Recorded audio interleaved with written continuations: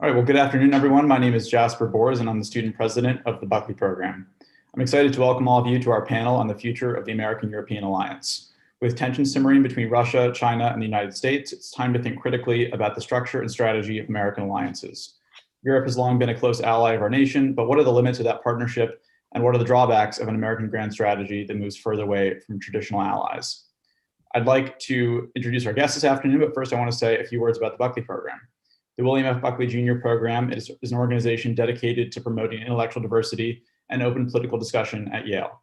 We host lectures, dinner seminars, firing line debates, and an annual conference. Our over 300 Buckley Fellows have a wide range of political beliefs, but they all stand united against the formation of a liberal-only echo chamber on campus. By providing Yale students with a forum to engage meaningfully with serious conservative thought, the Buckley program forwards its mission of a more open and more representative political atmosphere. Especially at a university where the mission is the cultivation and creation of new knowledge, Buckley Fellows believe that all perspectives, including those to the right, must be heard and examined in good faith. You can learn more about the program and how to become a fellow on our website, buckleyprogram.com.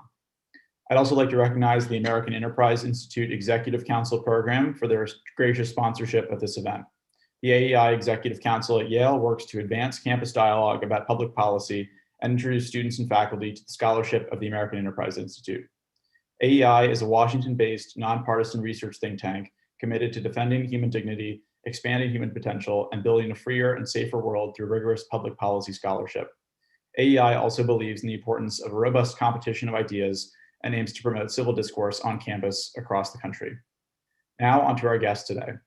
Wes Mitchell is the co-founder and principal at the Marathon Initiative, a policy initiative focusing on developing strategies to prepare the United States for an era of sustained great power competition. Previously, he served as Assistant Secretary of State for European and Eurasian Affairs from 2017 to 2019.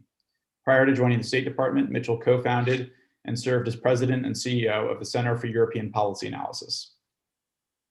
Gary Schmidt is a resident scholar in strategic studies and American institutions at the American Enterprise Institute, where he studies national security and longer-term strategic issues affecting America's security at home and abroad. A former minority staff director of the Senate Select Committee on Intelligence, Dr. Schmidt was executive director of the President's Intelligence Advisory Board, then known as the President's Foreign Intelligence Advisory Board. And Jamie Kirchick is a visiting fellow in the Center on the United States and Europe and Project on International Order and Strategy at the Brookings Institution. A widely published journalist, he is author of The End of Europe, Dictators, Demagogues, and the Coming Dark Age, which was published by Yale University Press in 2017. A columnist for Tablet Magazine and a frequent contributor to a wide array of publications. And I'll also note that Jamie was the first of 3 candidates that the Buckley program sponsored to run for the Yale Board of Trustees. So we'll have each of our guests deliver brief opening remarks on their outlooks on the strategic relationship between America and Europe. I'll ask a few questions, and finally we'll have questions from our audience, which you can submit throughout the event using the Q&A feature on the lower panel of the Zoom window. So I'd like to ask Wes to begin, and then we'll move to Dr. Schmidt and finally to Jamie. Sure. Well, thank you for that introduction, Jasper. And I want to commend the Buckley program on what I think is a very laudable mission, and really appreciate the opportunity to talk about Europe, which is obviously a topic close to my own heart, and see Jamie and Gary. Maybe I can start us off by just trying to be a little provocative and cue off of your very astute observation, Jasper, about the need to think about the strategy and structure of U.S. alliances in Europe. I think Americans, and I include a lot of conservatives in that designation, often use the wrong standard or metric in assessing the transatlantic relationship. This is a very old and famous relationship that obviously, we justifiably cherish in the United States. But I think there's a tendency of Europe watchers in U.S. foreign policy, really in both parties, to assess the state of the relationship with Europe according to the baseline of how we have come to expect that relationship to function or look like in the very permissive, almost greenhouse-like conditions of the immediate post-Cold War period. And then on that basis to kind of see the need to salve any friction or deviation from that baseline as our main objective or task in Europe. And of course, the political corollary to that tendency on both the American left and in some GOP circles, I think, is to identify the strains in transatlantic relations under President Trump specifically as kind of the organizing problem in the relationship, and then by extension to focus on trying to revert to the patterns of the relationship pre-Trump. And I think that's a mistake. I think what we have to do instead is look at the transatlantic relationship in the cold light of U.S. interests, as understood against the backdrop of what is really a dramatically changing global power balance of power and power relationships. Foremost trend being the return of great power competition, and specifically the rise of China as an economic and eventually military peer competitor to the United States. And so I think it's a good starting point is just to say that it's important for even the most devoted Atlanticists out there to grasp the scale of the change that is underway and what it's going to require of U.S. diplomacy and sort of comportment in the world. I mean, China is serious business. It's arguably the only country in America's modern history that's capable of exceeding it in the combined attributes of national power, so demographic, economic, and military. And I don't have to run through all the stats, but I'll just point to one that I think is striking for us when we talk about Europe, and it's that China's GDP is on track to exceed that of the United States and Europe combined by 2030. And I would just say I think that the shifts in the international balance of power and the requirements that they create for the United States strategically should provide the measuring stick for how we think about what we need out of our alliances in Europe, even as we recognize that they're grounded in some very precious and important things as democracies, and obviously we have a shared political history. But I think just to highlight a few of the implications of those power shifts for the transatlantic relationship, first and foremost, I think inevitably they mean that the United States has to scrutinize more and more the terms of the transatlantic bargain, so to speak, to scrutinize it a lot more closely than we did in the past. We have a $24 trillion public debt that within the current generation is likely to be double in size total U.S. GDP. I mentioned the meteoric economic growth of China. And I think in that setting, the U.S. will have to be able to rebalance or recalibrate the benefits and burdens in the transatlantic relationship. So this old formula that we've become accustomed to, where basically the United States provides security for a Europe that, if we're honest, while we have very close alliances there, are also states that often maintain an uneven playing field in trade. So, for example, ag tariffs that are often double those of the U.S., far higher non-tariff barriers, a punitive regulatory environment towards American firms. I think that formula will become less and less tenable politically and economically for the U.S., irrespective of who's president. The second change I would point to is just in military terms, I think the reality is that global power shifts mean inexorably less U.S. military resources for the European theater. This is spelled out in great detail in the National Defense Strategy, which the Biden administration has, by the way, endorsed. Basically, the United States discarding the two-war standard in favor of emphasis on fighting and winning a single big war against China. And I think that the reality is that places Europe as a secondary theater from a U.S. military strategic perspective. And it means more and more U.S. military resources will go to the Indo-Pacific. And I think that means that America's strategic, as opposed to just political need for Europe to take greater responsibility in the secondary theater will grow. And I personally think eventually we'll have to move towards some sort of global division of labor where Europe takes up more of the slack for dealing with Russia so that we can do more to deal with China. I think ensuring that Europe can meet more of that responsibility is likely to become a standing imperative for the United States, again, irrespective of who's president. And then finally, I would point to one more change that is, I think, on the cards. That these shifts in the global balance of power will require the United States to ask more of its allies in terms of direct opposition to both China and Russia than allies are accustomed to, or in many cases want to take on. I mean, I don't have to remind our viewers here that China and Russia are both revisionist military powers, but also they have they're led by authoritarian regimes. So the competitive threat to the West is both military and ideological in nature.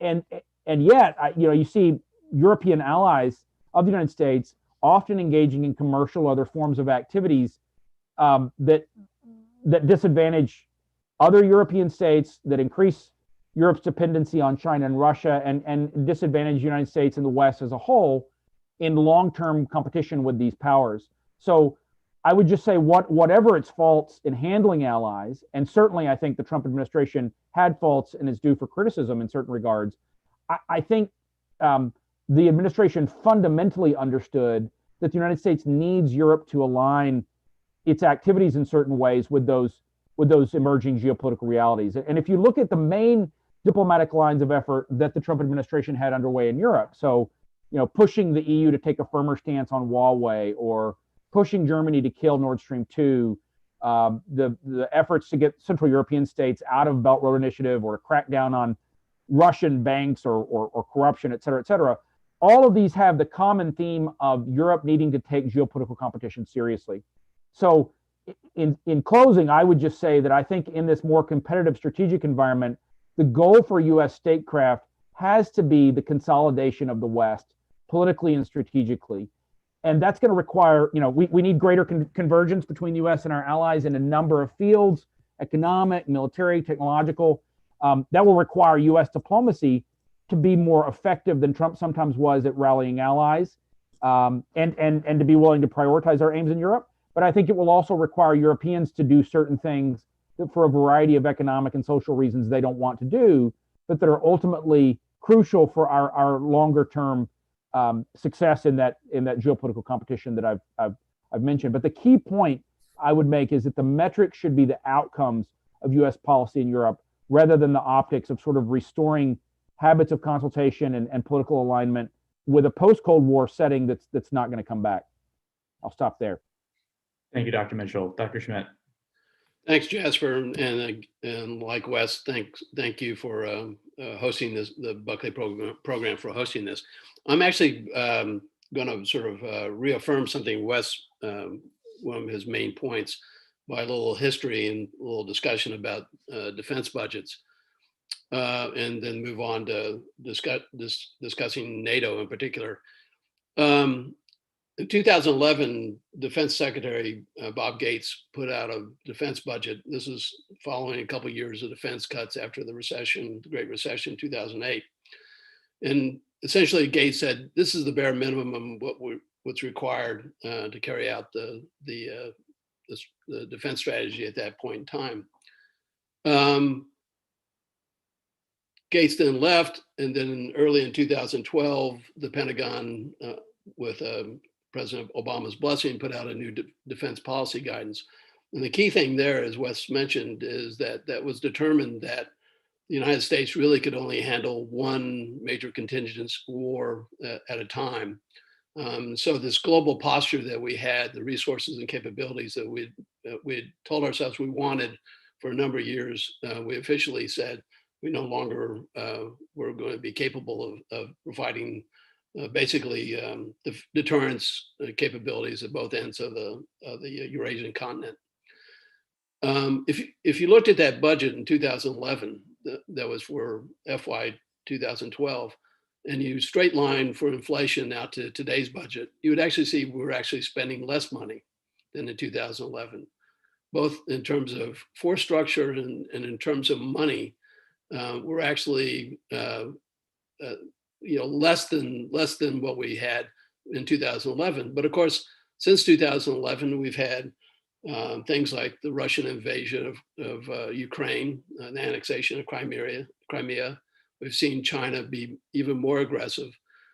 So at the same time that we're talking about, sort of the rise of China and the need to really deal with China, our capabilities for doing so are not much greater than they were back in 2011. And the result is, as Wes was suggesting, if we are to really deal with the problem set that China is presenting in East Asia, we're going to need to put more resources into that theater, which means that our ability to sustain resources in Europe vis-a-vis Russia and for our NATO allies is going to be less. It's just inevitable, which means that the European countries, the European allies really have to step up. Now, the truth is they have stepped up some, but the question is whether they've done so sufficiently, and I would argue that they haven't. Budgets have increased, but not at the rate and at the speed and the need required. So let me move on to the second point. I think it's also quite striking, and it also, I think, follows on comments that Wes made. NATO hasn't had a new strategic concept doctrine, its way of organizing itself, telling itself what its priorities are since 2010. So we've gone a decade where there's been immense changes on the geopolitical, geostrategic setting environment without a new NATO concept for how it wants to organize itself, what its goals are, what its priorities are. Again, the last one was 2010.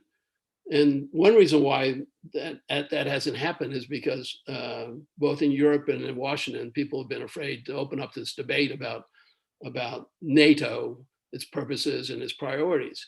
The fear is that all you'll get is this terrible debate that divides more than it brings unity. But the truth is, you need the forcing function of a strategic concept white paper to put those debates out publicly and force the kinds of considerations that are required if NATO is to be effective in the future. There's signals that we'll get a new one of these strategic concept papers in 2022, and Wes actually participated in an expert's effort to sort of begin the process of laying out how to think about what a new strategic concept would be. But let me just sort of close by saying, we often talk about transatlantic relations in terms of, well, there are interests and there are values. And it's those values which are, the liberal democracies working together. And of course, the interests are varied. They're not always the same. How you tie those two together is really strategy. So it's not sufficient to have shared values, and it's not even sufficient to have sort of shared interests. You got to be able to pull those two things together under a strategic concept that gives life to the very institutions that we want to work with and to have if we're going to succeed in this much more complicated strategic environment that Wes outlined. I'll stop there. Thank you, Dr. Schmidt. Jamie. Thank you for having me. I also wanted to take a moment just to remember Professor Charles Hill, who I'm sure Gary and Wes know of him by reputation if you hadn't met him, but he was a professor of mine and he passed away, I believe, last week. And it's hard not to conduct this conversation on transatlantic relations and diplomacy without thinking of him, because he was such a, probably the greatest diplomat that most people haven't heard of, I think is probably the best way to describe him. And I know he really had a profound influence on generations of Yale students, and I'm very fortunate to have studied under him. The main point I want to make is just the persistence of the issues and the problems that existed before Donald Trump. And I wrote about them in a book which was published 2 months into the Trump administration. And I want to, I'm going to admit I was not, and Wes would probably remember when I was visiting him at the State Department, but I was very critical of Donald Trump, and in the particularly on his views about the transatlantic relationship, on Russia. But I think if you look now, and if you look at transatlantic relations, say in 2015, it's the same problems, and they've really, and I really don't think that Trump's presidency had so much of a profound effect on transatlantic relations that we thought it would be, that many of us said it would be. If you just think of all the articles that were written, and I wrote one or two on this theme myself, that now that Donald Trump is president of the United States, that Germany or Angela Merkel is leader of the free world, which I'm humble enough to say was ridiculous at the time, and it's even more ridiculous now in retrospect. And not just because Germany in its current state would never have the capabilities or the wherewithal or the desire to be anything approaching leader of the free world. If you just look at, who is in the race to succeed Angela Merkel, the leading candidate is someone who's quite disturbingly pro-Russian, I would say, has expressed some troubling views on Bashar al-Assad. And again, this is sort of a reversion to that, German neutralism, that neutralist position that we've always had to deal with as transatlanticists for decades, really, since the end of World War II. That's still there, right? The backsliding in democracy in Poland and Hungary, that's still a problem. That's still an issue. Russia is just as predatory as it was before.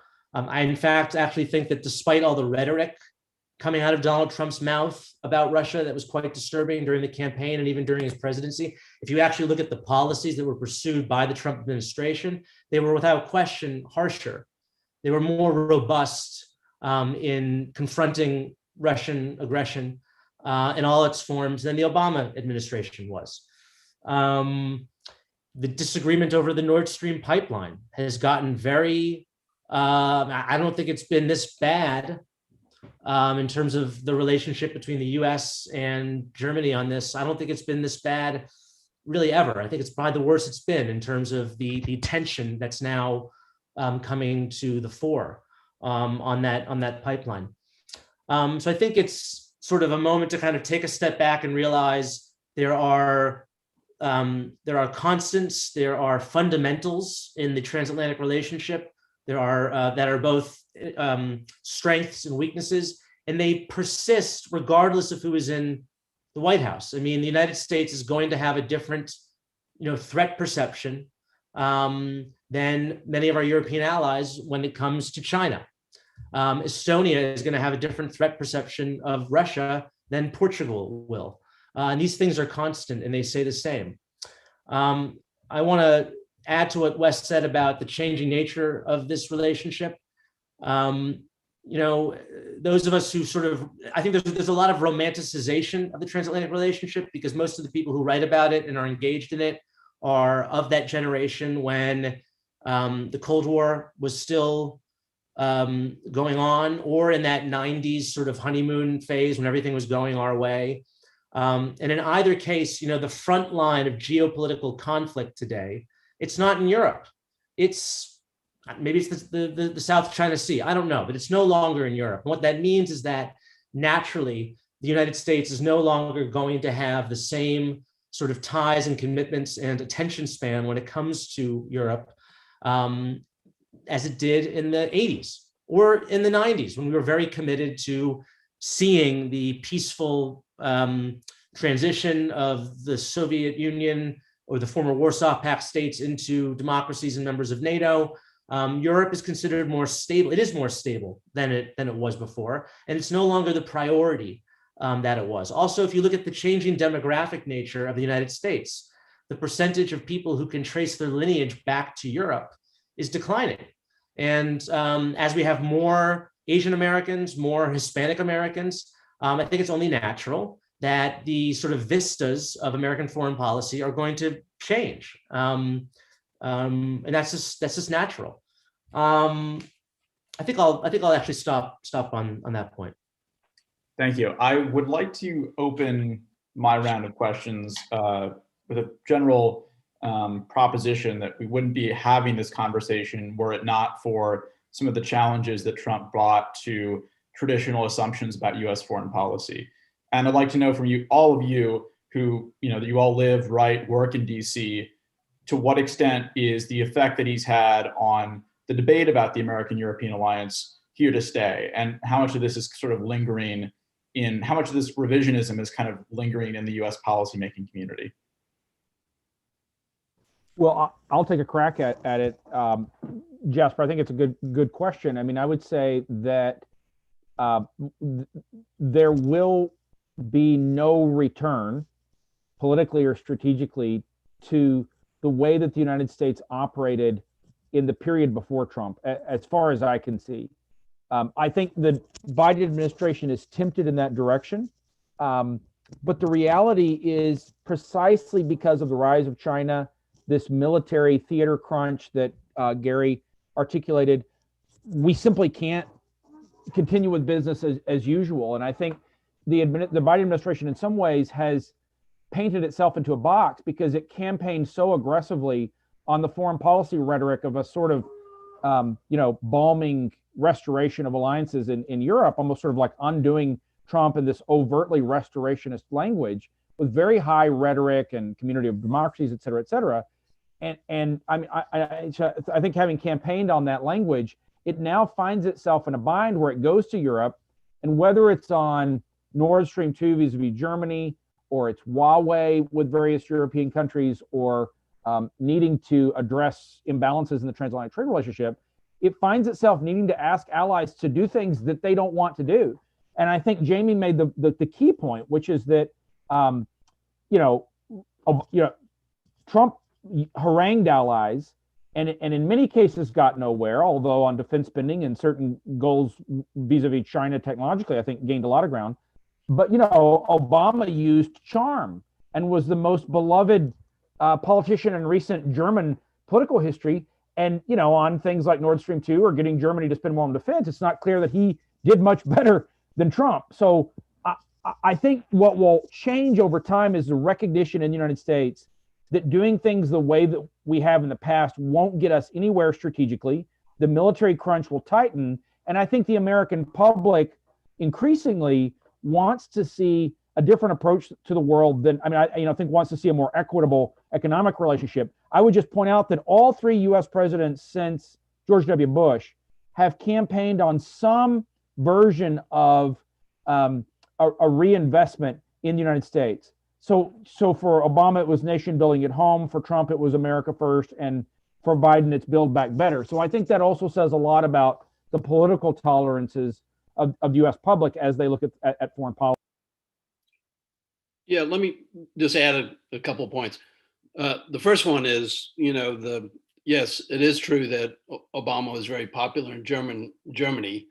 Obama wasn't very popular actually in the capitals and the governments, particularly in Paris, London, not particularly even in Berlin.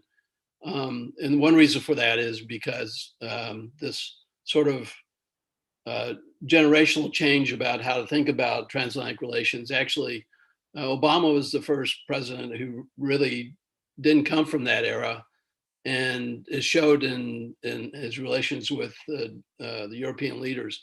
They took away the fact that he really wasn't particularly all that interested in Europe in the way that previous presidents had been.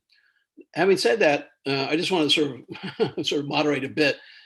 I do think, even though our geopolitical vision is changing, and the need to deal with the Chinese is obviously a priority, we shouldn't throw the baby out with the bathwater. NATO has survived a lot of different changes, both politically and strategically, and through various different kind of technological eras as well.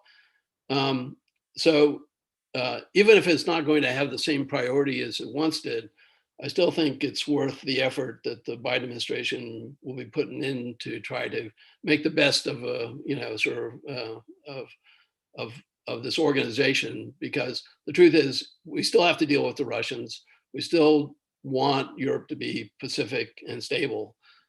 So there's still a strategic need to make sure that that institution survives and does as best as it can. And that's the reason why I think this work on the strategic concept that Wes was involved in is so important.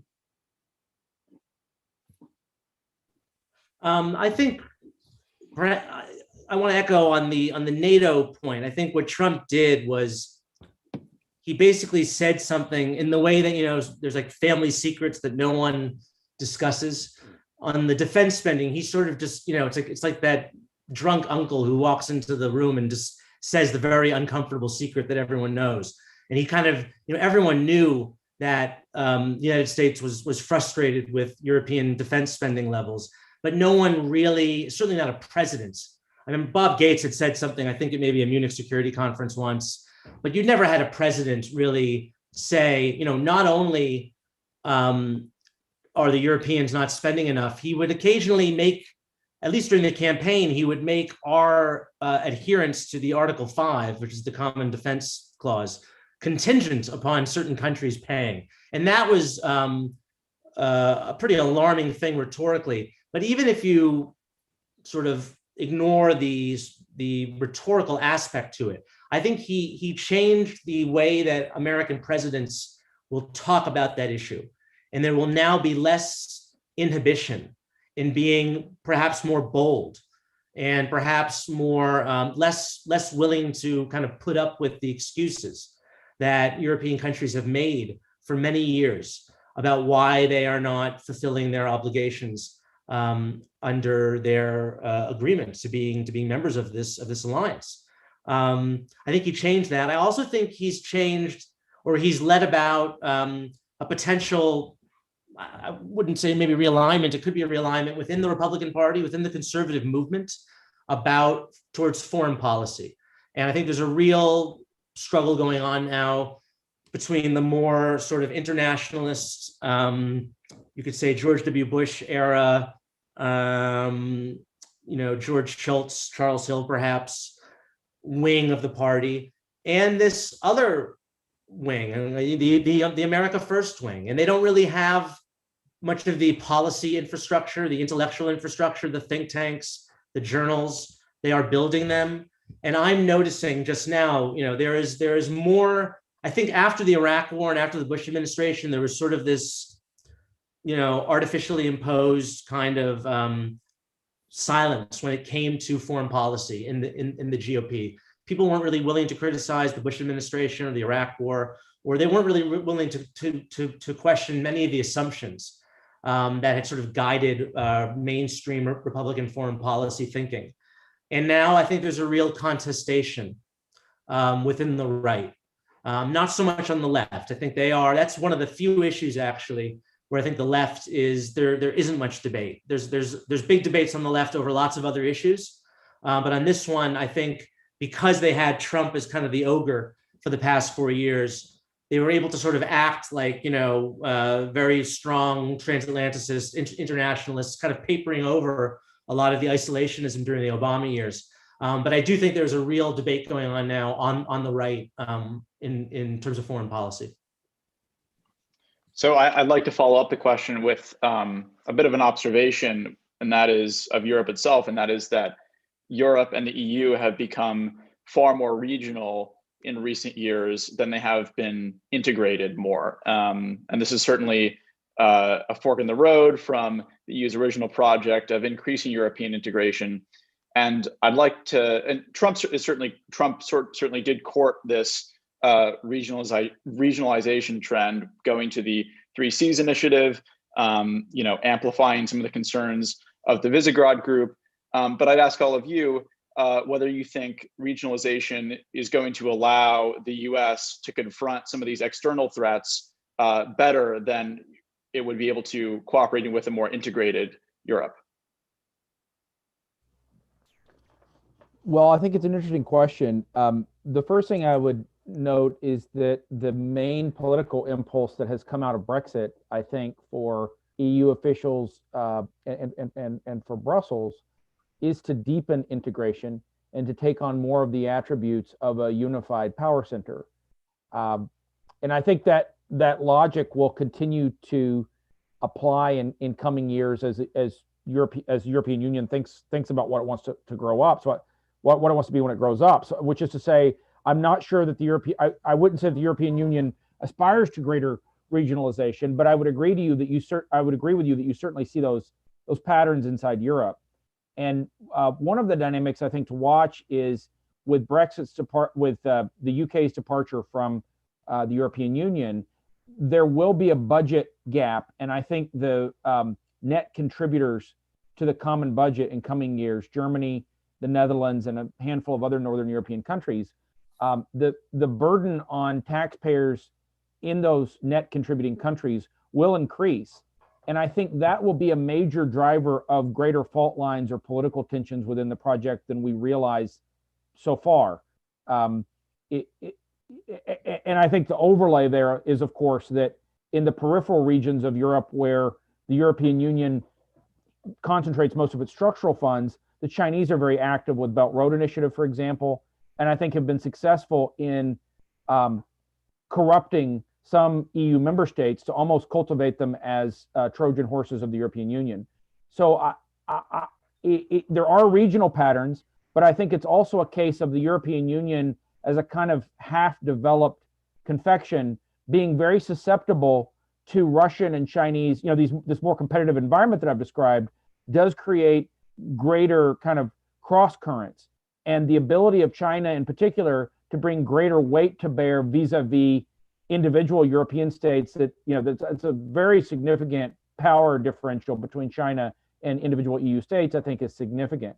I would just say from a US perspective, I suspect more and more because of strategic and budgetary realities, some of the old debates about the European Union will temper somewhat. I think American conservatives are torn on the European Union because on one hand, they identify with a kind of British critique, a cultural and social and political critique of the European Union as a centralizing entity and a high tax regulatory entity. But at the same time, if you're serious about geopolitical competition, I think you have to see that the United States simply needs Europe to have greater capabilities and to be willing to use them. And so on balance, I think you'll see the United States accept greater European strategic autonomy if in fact it comes with both greater capabilities and a willingness to use those for Western strategic purposes. I think the worst of all worlds would be a Europe that pursues that path but sees itself as kind of a counterbalance primarily to the United States, which is what you see in some EU commercial and regulatory activity. But as I say, I think the geopolitical tensions, the seam lines inside the European Union are very real.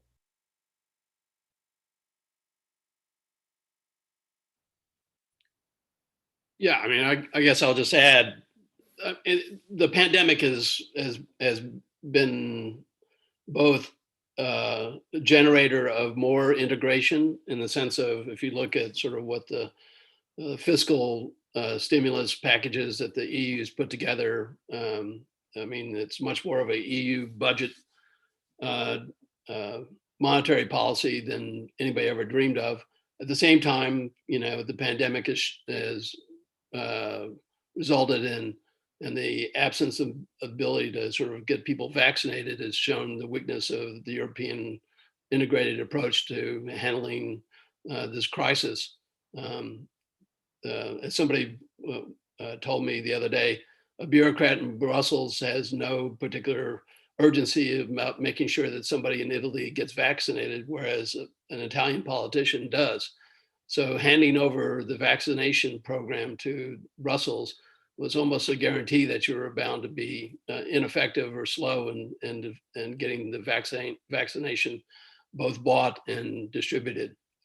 So I just think there's multiple things going on with the EU that point in different directions.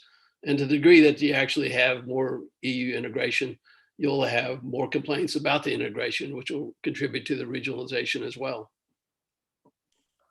I think at least now in the current, the past year, Brexit has the appearance of being vindicated just because of the way in which the EU has really bungled so much to do with the pandemic, the vaccine rollout, and this sort of tit for tat.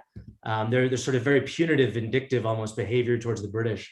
I haven't looked at the recent numbers on popular attitudes in Britain about the Brexit question, but I would not be surprised if they're significantly higher. So that's an important factor. So while I agree with Wes that the immediate response of the EU has been to double down more on integration, I do wonder what the long-term effects of the pandemic will be on that question, and whether people in certain countries might draw the conclusion that perhaps when it comes to this massive crisis, the EU was poorly equipped to deal with it, and actually national governments were better equipped to deal with it. That may be a conclusion that a lot of people reach. On on the question of strategic autonomy, I heard earlier in the integration, whether or not it's better for the United States to deal with an integrated Europe when we're dealing with security threats or on this sort of geostrategic questions. I think absolutely that is the case. Although on the other hand, you do have whenever the EU tries to do something internationally or strategic, it's always the lowest common denominator because everything has to be unanimous. And so that is a constant worry and a constant concern. And I believe that, again, going back to things that are sort of permanent features of the European condition, barring some massive development, I don't see a world in which, Estonia, the Baltic states, Latvia, Lithuania, Poland, where those countries are place their trust and their security in their fellow Western Europeans. I don't see that happening. They are always going to want the United States as the guarantor of their security through NATO. They're going to want an American security presence on the European continent, as long as the Russians are a threat. And I hate to say, I hate to admit it, they're probably going to be for the rest of our lives.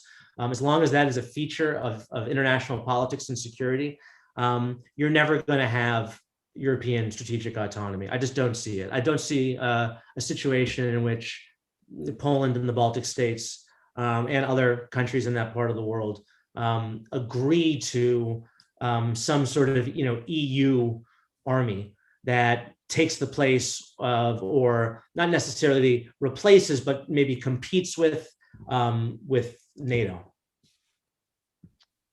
We have a question from the audience, which I'll paraphrase, is asking about President Biden. The question that I'll pose to all of you is, how much confidence should Europe invest in President Biden's leadership in the event that there would be a crisis which occurs perhaps in Russia or Ukraine? I know recently there's been movements in Ukraine within the Donetsk region. I'm wondering what sort of is the confidence level amongst our European counterparts in the current phase of the State Department and US leadership in general? Well, I would say, it's very early for the Biden administration, and I think both the Russian moves near Ukraine and the Chinese moves in South China Sea are early sort of probes precisely to test that question for themselves and in the eyes of U.S. allies. Those tests often come early, especially for democratic administrations. It's just a reality. I think our rivals have a working thesis about progressive approach to foreign policy that runs all the way back to the Cold War. I mean, to answer your question, I would imagine that most European allies sustain a kind of baseline confidence in U.S. commitment, for example, to Article 5, that doesn't go up or down terribly much, like as a sort of stock market, depending on who's president. And that runs counter to the notion, by the way, that under Trump, our allies really thought America was going to abandon Europe. I didn't see evidence of that. In fact, I think the United States significantly stepped up in practice what we were doing in Europe in the way of troop deployments and maneuvers, and Europeans got it fundamentally. The NATO reflection group that I co-chaired, not once in 8 months of deliberations in that commission and consultations with all 30 allies did the question really arise of whether the United States was committed to Article 5 of NATO under Trump. Now, Macron made some hay on it politically in his statements and speeches in the Baltic, et cetera, but I think this was done for political reasons as opposed to genuine concern. So I think there's a baseline confidence in American willingness to act on Article 5.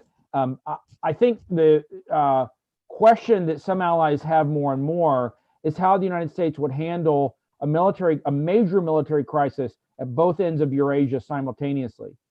And Gary alluded to the rub in our own military planning. I mean, we just don't have the capabilities. We don't maintain the capabilities that we would need in order to deal with a major crisis in the South China Sea and say a crisis in the Baltic. It's just a fact that we don't maintain those capabilities. And I think as the Chinese do more militarily and build up, and obviously the Russians have a major conventional and nuclear modernization program underway, I think particularly our exposed allies, the easternmost allies in NATO, do scratch their heads and wonder as that tension sort of intensifies in coming years, not so much what the U.S. political intention will be, but more what our capabilities will allow. And that's crucial because deterrence ultimately rests on both of those components. The ability to defeat our opponents, but also our political will to act. And so I think just assessing both of those, it's much more fluid in looking at American deterrence now from the perspective of our allies than it was, say, 10 or 20 years ago. Yeah, I think I don't disagree with anything Wes has said. I would just say that the Biden team very early on has drawn a lot of lines in the sand, red lines. And so if there is a crisis on either end of the Eurasian landmass, or, China does something about, an island off of Taiwan, their credibility is very much at stake. So it'd be very difficult for them not to respond. Now, whether they have the capacity to respond well is a different matter, but being tested very early in any administration, you have to back up your words with actions, and it would be a major strategic defeat for the United States, but also incredible defeat for the administration to look weak in the face of a real crisis. Yeah, also the Democratic ticket, they campaigned on a very hawkish ticket. And you could even say that, anti-Russian or anti-Kremlin sentiment was a huge part of more than just elite Democratic opinion over the past 4 years. It really formed, it was a very strong constitutive aspect of being a progressive or being an opponent of Donald Trump. And this has a lot to do, obviously, with the Russian interference and, Russiagate, as we call it. And a lot of that was, I think, pure sort of partisan hackery. And a lot of the people who, sort of fashioned themselves, great Cold Warriors or the kind of, Scoop Jacksons of their day, I think it was just pure opportunism. A lot, I wasn't aware that Adam Schiff had really made himself a very well-known, Kremlin critic before 2016. And the same could be said for, Rachel Maddow and lots of columnists at the New York Times and, think tank people in Washington. And it was sort of purely an instrumentalized, I think, political tactic, right? And, now that Trump has been defeated and sort of, the goal was reached, I'm not sure really how much those forces will remain. I think there's still a lot of, among those people who truly do believe that the Russians stole the election from Hillary Clinton, there's obviously a lot of bitterness towards Moscow, and that's not going to go away anytime soon. But, how does that translate into actual sort of strategy? How does that, does that mean that the Biden administration is going to support NATO enlargement for Ukraine or other countries? Or, there's a whole suite of policies you could look at and ask the question, just because they're angry at Putin because they think he stole the election, does that mean that they're going to necessarily, do X, Y, and Z? I think that's an open question. So to follow up on this Russia question, one of our audience members, and I'll paraphrase again, noted that Emma Ashford and Matthew Burrows of the Atlantic Council recently wrote quite a controversial piece on the U.S.-Russia relationship, and the piece essentially argued that we ought to adopt a more realist vision of kind of cooperation with Russia, which resists further sanctions and potentially would offer incentives for cooperation on shared interests. So I'm wondering, from all of you, we've spoken a bit about Russia. what do you think are the limits of this kind of policy, and is there even enough credibility for this kind of perspective in Washington to get get the kind of gears going on such a strategic vision? Well, what I would say is that eventually, I think it's a fair observation that something's got to give in the U.S. approach to the world. And I'm not a declinist, and I believe fundamentally in American capabilities, but also the ideas of the American Constitution. But if you look at the changes in the international balance of power that I described at the beginning, I mean, it's a very convincing set of facts that present themselves that the United States, and Gary made the point also, echoed the point about the national defense strategy and our posture abroad. I mean, as China's strength increases and our defense spending either remains static or most likely in real terms, particularly under Democratic administration, goes down, the question becomes, how do you take up the slack? And traditionally, the way that great powers have taken up that slack of, virtually infinite threats or very many threats and finite national resources for defense is through diplomacy. The obvious place to look would be some sort of downshift in the U.S. relationship with Russia. I mean, I don't think it takes us a big Brzezinski to see that would be desirable in theory if we had less tension vis-a-vis Russia that was brought about by some means. It would free up the bandwidth to focus more on China. The problem in practice is that the U.S.-Russia relationship, I mean, we're now in a multi-year spiral that, in my view, has been driven overwhelmingly by Russian aggression against its neighbors, obviously. So I'm not assigning blame to the United States. But I think politically in the United States, and Jamie was alluding to some of this dynamic on the left, Russia has become such a big domestic political issue in the United States that I think there's a straitjacket on policy. And specifically, I think Congress, look, I'm all for using sanctions when you need them. It's a very powerful tool. But I think we've reached this moment in our use of sanctions vis-a-vis Russia. I mean, it's inflationary.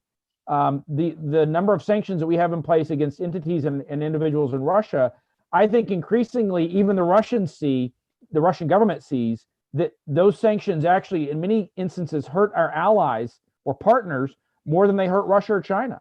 And so I think we're at a kind of deadlock vis-a-vis Russia diplomatically. It's hard for me to imagine an American equivalent of the famous 1907 British détente with Russia that allowed Britain and Russia to focus on the common enemy of Germany. It's hard for me to imagine us doing that with Russia vis-a-vis China, in part because I think the Russians will always see, certainly under this government, we'll see that they have a greater interest in prioritizing their conflicts with the West, both militarily and ideologically, that they share that prioritization with China, and therefore to mute whatever differences they have with the Chinese. So in sum, I would say I think it's attractive in principle, but in practice, it's very hard to see how that would come about in a way that the current Russian government doesn't simply manipulate and use expansively to pursue goals elsewhere.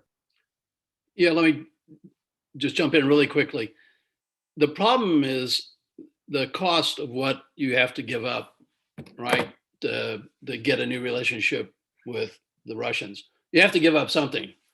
And the dilemma is that once you do that, you signal others that it's okay to also, pull back the sanctions and the other things. So you'll have a cascading effect, which very quickly, I mean, it would take, it'll take a nanosecond for if the United States decides that it wants a different kind of relationship with the Russians and it pulls the plug on things, sanctions and otherwise.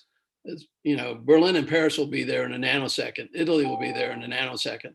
So you'll have this cascading effect that leads to probably more ambition on the part of the Russians and general instability. So the dilemma is, even if it's, as Wes said, in theory, potentially something you might want to think about, the problem is actually putting it in practice is really, really difficult to do.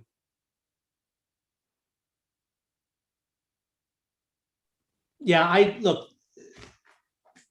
basically, I believe that the United States and Russia have just a fundamental disagreement about Europe. And the Russians believe that they are entitled to a sphere of influence, basically in the former Warsaw Pact states, where the former Soviet Union ruled, that they should maintain a sphere of influence in that part of the world. And the United States doesn't. And the United States waged a generational struggle to create a Europe whole, free, and at peace. And a lot of blood was shed, and effort was expended to achieve that goal. The United States won the Cold War. It didn't just end, we won it. And what that meant is that these countries, which in this part of the world, which had basically been the tinderbox for every major conflict in the 20th century, when you think of it, World War I, World War II, the Cold War, it all started in that part of the world. That those countries are sovereign and they are independent, and their security orientation and their future is not to be dictated by outside powers. And that's a very, I think, fundamental, bipartisan, across the board belief. And I think it's a worthy one. And as long as the Russians maintain a different belief, which is that they have a right to meddle, to invade, to annex territory, then I think we're going to have problems. And I think that's just fundamental. I'll ask one final question in the few minutes we have left, but most political change that's been interesting in the past few years has been occurring in Central and Eastern Europe, in part due to changing political conditions in these countries, and in part due to external factors from Russia and China. The first question is, how big of a threat do you think democratic backsliding is to America's ability to deal with Russia and China? And by democratic backsliding, I mean in countries that kind of straddle the frontier between Europe and Asia. And also, I'm wondering whether you think that the populist and right-wing coalitions in Western Europe can kind of bring or pull back some of these backsliding countries towards the West and towards the American strategic orbit. Yeah, look, Jasper, I think that's a critical question. And I think you're right to frame it in the context of the geopolitical competition. It's not happening in a vacuum. And that's important because it says something about what we should aspire to, what the stakes are, but also kind of what the boundaries or limits are and how we should approach it. And I think there's no question that for Russia and for China, which are both manifestly authoritarian regimes, an important objective is to undermine the Western alliance from within, including by degrading the public institutions of democratic states. And they both go about it in different ways. But I think there's a tandem effect of like Belt Road Initiative and Chinese suasion and money alongside Russian energy interests and corruption and suborning of local politicians in Central Europe and in the Balkans. The thing I would say is that from a U.S. statecraft perspective, whether it's in Europe or in other regions, I think we have to strike a prudential balance between two objectives. One is seeing other countries emulate our democratic constitutional form of government, which is a longstanding and laudable desire of the United States. I think it also is coterminous with a lot of American interests, that it's in our interest to see countries emulate that democratic governance. But the other objective is to compete for positive influence geopolitically and to keep vulnerable countries out of rival spheres of influence. Those two goals are often convergent, but I think the difficulty of policy often lies in the fact that sometimes they are not. And the question is, what do you do when they are not? And this is a long-standing tension in U.S. policy back to the Cold War. If you recall, for example, U.S. engagement with non-democratic states like Spain, Portugal, Greece, Turkey during the Cold War, it wasn't because we loved despots. It was because we were playing the long game of influence, and we were diplomatically engaging those governments while quietly pressuring them in a variety of means to bring about what was ultimately a successful movement towards the Western orbit. And it's always been, and I think always will be, a balancing act. For the Biden administration, I think the challenge will be navigating the tension between kind of two of its highest stated objectives. That the objective of building, it's a very expansive political goal that Biden has set in almost sort of neo-Wilsonian language. And the impulse is praiseworthy, but I mean, this, building a community of democracies, which would entail excluding or as the case may be, punishing certain non-democracies. But then on the other hand, trying to build the largest possible coalition to countervail the rise of China. And the question is, what do you do when there are states that share your aims vis-a-vis China for reasons of strategic interest, or whom you wish to prevent falling into their embrace, who are not strong democracies? And I think there are numerous examples across regions. So Saudi Arabia in the Middle East, Turkey and Hungary in Europe, Vietnam, Thailand, Burma, Indonesia in Asia. Case in point, India, which was just downgraded to a sort of pseudo-democratic score, but which we very much need to be on side vis-a-vis China. Do you levy sanctions? Do you ostracize? So the key, I think, is to be clear about our principles and what animates our policies and our aims, but willing to engage diplomatically and compete for positive influence. So to just give you a specific example, I think some of the calls that I have seen for the Biden administration to make Article 5 in NATO contingent on meeting certain domestic governance benchmarks. In practice, I mean, that may be emotionally satisfying, but I think in practice, the public naming and shaming actually creates cleavages that Russia and China can exploit. And look, I have to add, at a moment when Democrats in our own system in the United States are calling for many of the very things, like stuffing the courts or clamping down on free speech or abolishing the Electoral College, so forth, that we would criticize other countries for from a sort of a rule of law perspective. So I think you're right to put it within a strategic framework, and then to look at it as those are prudential balances that have to be struck.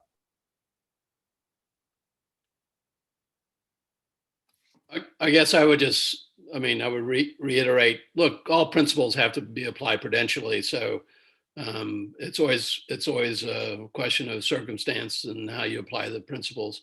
And you have all these different priorities working at the same time. I would say, though, there's a tendency, particularly in the Pentagon and other places, but mostly the Pentagon and the military, is sometimes to see something that's expedient to be something that has to happen. Whether it's basing, that we think we need, but we really don't need, but it's more convenient. So I think, while it's true that prudence has got to guide your application of your principle, I sometimes think that we're a little bit shy about on one end of that calculus having to do with the principle.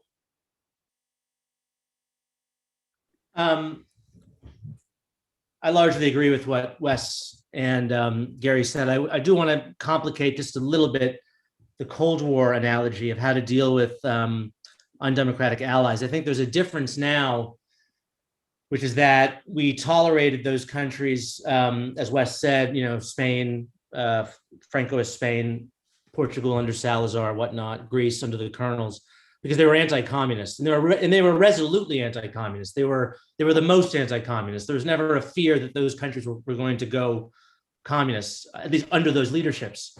The problem now is that the terms of the global competition or our rivalry with Russia have changed. It's not about communism and freedom anymore. It's about, you could say, nationalism, corruption. And so these countries, and particularly I'm thinking of Hungary, they are more susceptible to subversion, to perhaps drifting off into a sphere of influence on their own, because that is how they are oriented. Because Orban has a particular worldview that is more in line with that of Putin than it is with perhaps the liberal democracies of the West. Now, I'm not saying that's necessarily true, but I think that's the fear. And so that's just maybe just a slight, complicating difference, I think, between the Cold War and however you want to characterize this the global stage right now. Well, thank you all. I would have to leave it there this evening, but I really appreciate all of you taking the time to come together and discuss quite a few important issues. So thank you again. And thank you, of course, to our audience for joining us. Stay tuned for more Buckley events in the coming weeks. Thank you. Thanks. Thank you, Jasper. Good to see you, Jamie and Gary. You guys. Care, Bye. guys.